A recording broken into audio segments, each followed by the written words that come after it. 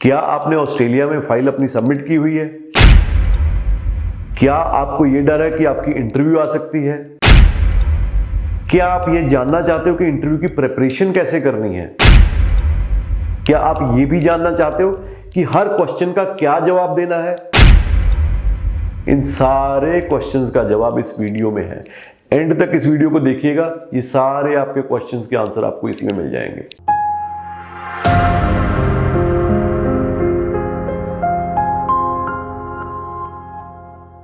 Hello friends, मैं Amit Kaushal, Jupiter study abroad consultants Chandigarh से। जैसा कि अभी देखने को मिला है, बहुत सारे कमेंट्स आए हैं मेरी लास्ट वीडियोस पे। कहीं ना कहीं एक पैनिक क्रिएट हो गया है among the students of some part of Punjab, Haryana and Gujarat. तो इसमें बिल्कुल भी मेरे हिसाब से पैनिक होने की ज़रूरत नहीं है, और ना ही किसी ने एज अ ब्लैंकेट बैन पूरी स्टेट को या पूरे एक ज्योग्राफिकल एरिया को लगाया है। It was a forewarning from my side that this has come to light कि कुछ स्टूडेंट्स के एप्लीकेशंस जो हैं वो हाई कमीशन ने उनको आइडेंटिफाई किया है जहाँ पे कुछ फेक डॉक्यूमेंट्स थे, और उसकी वजह से now they are taking the precautionary measure कि भाई कहीं ये एक ट्रेंड तो नहीं है। उसके लिए उन्होंने इंटरव्यूज़ का जो है वो सिस्टम शुरू किया है। और ये इंटरव्यू, आपको बता दूं, कोई इसमें ऐसी घबराने वाली बात नहीं है। ये कोई इंटेरोगेशन वाली इंटरव्यू नहीं होने वाली है, या होएगी या नहीं भी होएगी। ये सिर्फ जो आपने what ever you put in the visa application, जो भी आपने पेपर्स में लिखा है या जो भी पेपर्स लगाए हैं, उसके रिलेटेड ही आपसे वो बात करेंगे इफ़ एट ऑल आपको इंटरव्यू कॉल आती है। अब कुछ लोग उसमें से, एक मेरे भाई साहब बोल रहे हैं कि जी ये लोगों का हरियाणा का बिजनेस लेना चाहता है, इसलिए ये हरियाणा। मैंने तो किसी हरियाणा के एजेंट को बदनाम ही नहीं किया। मैंने तो सिंपल ये बोला है कि वो कोई भी जो बंदा फ्रॉड डॉक्यूमेंट आपकी फाइल में लगा रहा है, तो क्या आप कंटिन्यू करना चाहोगे उससे एप्लीकेशन लगाना? मुझे सिंपल जवाब दे दो। मेरे को वैसे भी जो मेरा बिजनेस है वो हरियाणा का, मेरे ख्याल 1 से 2% ही स्टूडेंट मेरे पास आता है, उससे ज़्यादा नहीं है। मेरे पास जो स्टूडेंट है वो पंजाब का है, चंडीगढ़ का है, दिल्ली का है, या फिर some part of southern part of India या गुजरात का है। तो ऐसा बिल्कुल भी नहीं है कि मैं जानबूझ के ये आपको डरा रहा हूँ। बिल्कुल। और दूसरी बात, ना मैंने डराया है, ना ही आपको डरने की ज़रूरत है। ये एक प्रिकॉशनरी मेजर है जो, चलो हमें कुछ न्यूज़ पता चली, उसके बाद हम एक मेजर्स ले सकते हैं, प्रिकॉशनरी मेजर ले सकते हैं। अब इस वीडियो में मैं आपको बताऊंगा कि चाहे आप पंजाब से हो, चाहे आप हरियाणा से हो, चाहे आप गुजरात से हो, चाहे आपने पीटीई किया है, चाहे आपने आइल्ट्स किया है, कुछ भी किया है, कुछ टिप्स हैं जो मैं आपको देना चाहता हूं। बिकॉज इंटरव्यू किसी की भी आ सकती है। बहुत सारे स्टूडेंट पूछ रहे हैं कि जी हमने आइल्ट्स किया है, हमारा एड्रेस यहाँ का है, हमारी क्वालिफिकेशन है यहाँ की। उस चीज़ को छोड़ दो, उस कन्फ्यूजन में पढ़ने को ही आप छोड़ दो। हम एक स्टेप आगे चलते हैं, हम एक प्रिपरेशन करते हैं कि हम इंटरव्यू अगर आती है तो उसको कैसे प्रिपेयर करेंगे। जैसे मैंने पहले भी बताया था कि अगर इंटरव्यू कॉल आती है, पोलाइटली आप आंसर करोगे। और तैयारी कैसे करनी है, आपने सबने अगर ऑस्ट्रेलिया में फाइल लगाई है, आई वुड से 99.9% ने एसओपी साथ में लगाई होगी, जो कि स्टेटमेंट ऑफ पर्पस होती है। उस एसओपी को पढ़ो, उसमें आपकी इंट्रोडक्शन, आपका एकेडमिक बैकग्राउंड, आपका फैमिली बैकग्राउंड लिखा होगा। उसमें लिखा होगा कि आप ऑस्ट्रेलिया पढ़ने क्यों जाना चाहते हो, आपके कोर्स के बारे में लिखा होगा। Course is very important. Course के बारे में लिखा होगा, आपके कॉलेज या आपकी यूनिवर्सिटी के बारे में लिखा होगा, उस सिटी के बारे में लिखा होगा। ठीक है, वो कोर्स करने के बाद आपका फ्यूचर कैसा है, how will be your career opportunities. उसके बाद आपको क्या, आप कौन कौन सी जॉब्स पे जा सकते हो, कितनी आपकी एक्सपेक्टेड सैलरी हो सकती है, और इस डेटा को सब्सटैंशिएट करने के लिए क्या आपके रेफरेंस पॉइंट्स हैं। तो ये चीज़ें नोट करनी। मैं आपको ये थोड़ा सरल भाषा में समझा देता हूँ। सपोज कोई बंदा यहाँ से मास्टर ऑफ प्रोफेशनल अकाउंटिंग करने जा रहा है ऑस्ट्रेलिया में, तो मास्टर ऑफ प्रोफेशनल अकाउंटिंग के लिए आप सिंपल बोल सकते हो कि इस तरह का कोर्स, एग्जैक्ट इस तरह का कोर्स हिंदुस्तान में जो बीकॉम या बीबीए के बाद पढ़ाई की जाती है वो एमकॉम की जाती है, या फिर एक वो है, आई थिंक एमकॉम की जाती है एक और, मास्टर ऑफ प्रोफेशनल अकाउंटिंग नहीं पढ़ाई जाती यहाँ पे एज इट इज़। अगर आप कोर्स कंटेंट को भी कंपैरिजन कर लेते हो तो ऐसा आप बोलोगे कि भाई ये कोर्स अगर मैं इंडिया में करता, हो सकता है ये एज इट इज़ कंटेंट मेरे पास यहाँ अवेलेबल ना होता। दूसरा, getting an education from overseas destination, ना सिर्फ आपको, अब मैं आपको बहुत अच्छा एक पॉइंट बताने वाला हूँ। वहाँ पे अगर आप +2 के बाद जाते हो या ग्रेजुएशन के बाद जाते हो, जब आप ओवरसीज एजुकेशन के लिए जाते हो तो आप एक तो डिफरेंट कल्चर के बारे में सीखते हो। आपका जो विजडम है, जो आपका दुनिया को देखने का नज़रिया है, जो एटीट्यूड या एप्टीट्यूड टुवर्ड्स लाइफ है, वो टोटली चेंज हो जाता है।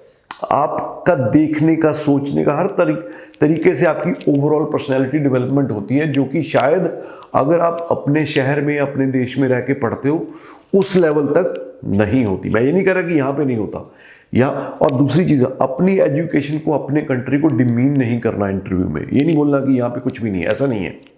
तो आप ये बोलोगे कि यहाँ पे क्वालिटी इंस्टीट्यूट्स हैं, बट उनकी वो इतने ज़्यादा नहीं है कि इतने ज़्यादा स्टूडेंट्स को ऑब्जॉर्व कर पाएँ। इस वजह से यहाँ पे जो एंट्री क्राइटेरिया है वो डिफ़िकल्ट है।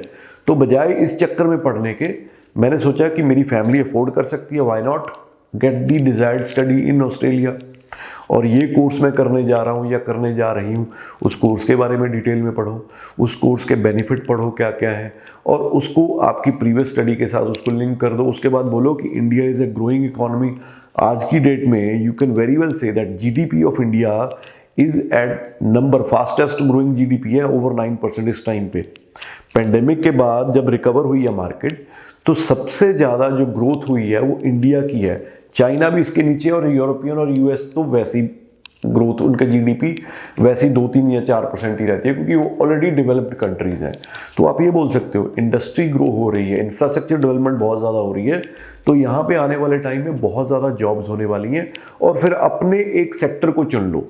मान लो आप अकाउंटिंग के लिए जा रहे हो, तो बोलोगे बहुत सारे स्टार्टअप्स आ रहे हैं, बहुत सारी फाइनेंशियल इंस्टीट्यूशंस आ रही हैं, बहुत सारी कंपनीज आ रही हैं जिनको अकाउंटेंट्स की ज़रूरत होगी, और आने वाले टाइम में डिजिटल अकाउंटेंट की ज़रूरत होगी जो नई टेक्निक के साथ, तो उसमें आप उसको लिंक कर सकते हो। अगर आप इंजीनियरिंग के लिए जा रहे हो, तब भी आप आराम से बता सकते हो, मेक इन इंडिया बता सकते हो कि यहाँ पे इंडस्ट्री लग रही है, फैक्ट्रीज लग रही हैं। आईटी के लिए बोल सकते हो डिजिटल इंडिया है।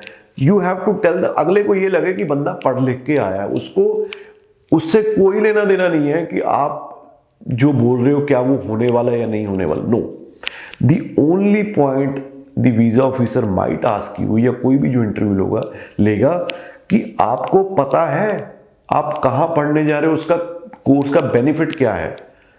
ये नहीं होना चाहिए कि आपको यही नहीं पता कोर्स कौन सा है, बेनिफिट क्या है, बस हाँ जी मेरे को ऑस्ट्रेलिया जाना, बस इस चीज़ को आपने नेगेट करना है। तो ये सारी चीज़ें आप बता सकते हो। देन आपको अपने फैमिली की जितनी फैमिली इनकम लगाई है, आईटीआर जो लगाई हैं, वो टोटल फैमिली इनकम पता होनी चाहिए।